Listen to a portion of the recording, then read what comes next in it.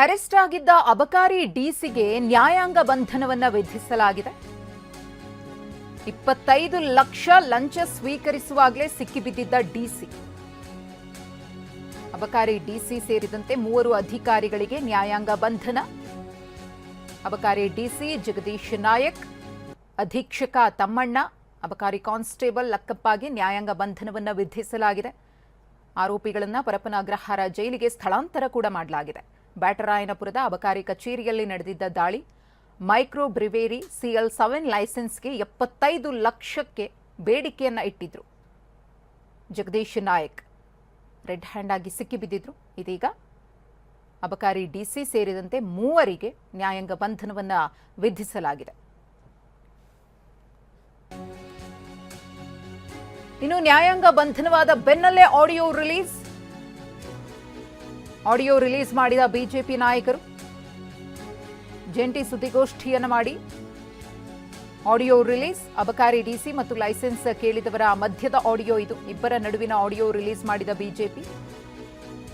CL7ಗೆ ಲಂಚ ಕೇಳಿರುವ ಜಿಲ್ಲಾ ಅಬಕಾರಿ ಆಯುಕ್ತ ಜಗದೀಶ್ ನಾಯಕ್ ಅವರಿಂದ ಲಂಚಕ್ಕೆ ಬೇಡಿಕೆ ಇಟ್ಟಿದ್ದ ವಿಚಾರವಾಗಿ ಇದೀಗ ಆಡಿಯೋ ರಿಲೀಸ್ ಮಾಡಿದ್ದಾರೆ ಬಿಜೆಪಿ ನಾಯಕರು.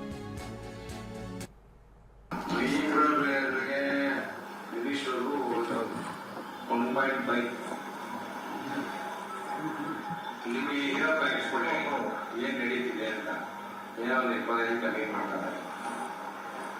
ಕಮ್ಮಿ ಮಾಡ್ತಾರೆ, ಆಯ್ತು ಏನಂತ ಅಡ್ಜಸ್ಟ್ ಮಾಡ್ಕೊಂಡು ಇಲ್ಲಿಂದ ಎಲ್ಲೆಲ್ಲ ಗೊತ್ತಿದ್ರೆ ಇನ್ಸ್ಪೆಕ್ಟರ್ ಡೆಪ್ಟಿ ಇಲ್ಲಿ ಆಫೀಸು ಡಿಸಿ ಆಫೀಸು ಅಲ್ಲಿಂದ ನಮ್ಮ ಕಮಿಷನ್ ಆಫೀಸಲ್ಲಿ 4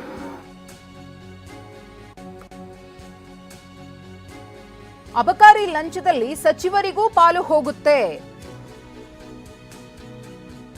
ವಿಪಕ್ಷ ನಾಯಕ ಆರ್ ಅಶೋಕ್ ಅವರ ಗಂಭೀರ ಆರೋಪ ಇದು. ಬಾರ್ ಲೈಸೆನ್ಸ್ಗೆ 4 ಟೇಬಲ್ಗೆ ಹಣ ಹೋಗಬೇಕು. ಆಯುಕ್ತರು ಹಣ ತೆಗೆದುಕೊಂಡು ಸಹಿ ಹಾಕ್ತಾರೆ, ಅಧಿಕಾರಿಗಳಿಂದ ಮಿನಿಸ್ಟರ್ವರೆಗೂ ಹಣ ಕೊಡಬೇಕು. ಇದು ಅಶೋಕ್ ಅವರ ಆರೋಪ. 4 ಟೇಬಲ್ಗೆ ಹೋಗಬೇಕು ಹಣ, 4 ಟೇಬಲ್ಗೆ ಹೋಗಬೇಕು. ಕಮಿಷನರ್ ಅಲ್ಟಿಮೇಟ್ ಆಗಿ ಕಮಿಷನ್ ತಗೊಂಡು ಸೈನ್ ಮಾಡ್ತಾರೆ. ನೀವೇನಾದ್ರು ಸ್ವಲ್ಪ ಇನ್ಫ್ಲೂಯೆನ್ಸ್ ಮಾಡಿದ್ರೆ ಒಂದ್ ಸ್ವಲ್ಪ ನಾವು ಕಡಿಮೆ ಮಾಡ್ತೀರಿ. ಇದು ಕೆಳಗಡೆಯಿಂದ ಮಿನಿಸ್ಟರ್ವರೆಗೂ ದುಡ್ಡು ಹೋಗ್ಬೇಕು, ಎಲ್ರಿಗೂ ಹೋಗುತ್ತೆ, ಎಲ್ರಿಗೂ ಹಣ ಶೇರ್ ಮಾಡ್ತೀರಿ ನಾವು. ನೀವೇನಾನ ಸ್ವಲ್ಪ ಹಣ ಕೊಡೋದ್ರಲ್ಲಿ ಹಿಂದೆ ಮುಂದೆ ಮಾಡಿದ್ರೆ ನಿಮ್ಮನ್ನ ಟೇಬಲ್ ಟು ಟೇಬಲ್ ಸುತ್ತಿಸ್ತಾರೆ. ಯೋಚನೆ ಮಾಡಿ ಅಂತ ಹೇಳವ್ರೆ. ಅದಕ್ಕೆ ಬೇಗ ಹಣ ತಂದು ಕೊಡಿ, ಸ್ಪಾಟ್ ಅಲ್ಲಿ ಡೆಲಿವರಿ ಕಮಿಷನ್. ಇದು ಕಾಂಗ್ರೆಸ್ನವರು ಭ್ರಷ್ಟಾಚಾರದ ಬಗ್ಗೆ ಸಾಕ್ಷಿ ಕೇಳ್ತಿದ್ರು.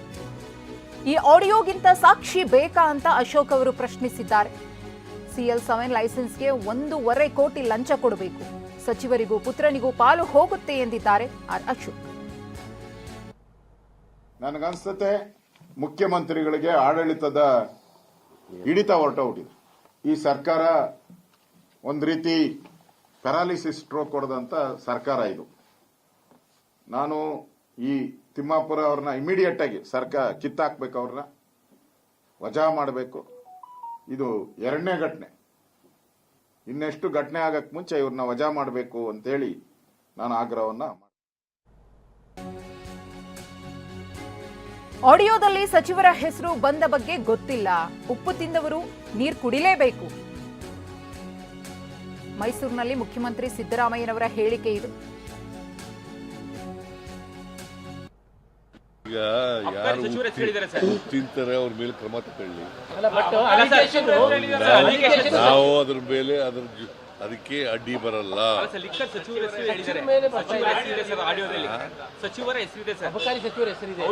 ಗೊತ್ತಿಲ್ಲ, ಬಿಜೆಪಿ ಅಲಿಗೇಷನ್ ಅದ್ರ ಮೇಲೆ ಶುರುವಾಗಿದೆ. ಈಗ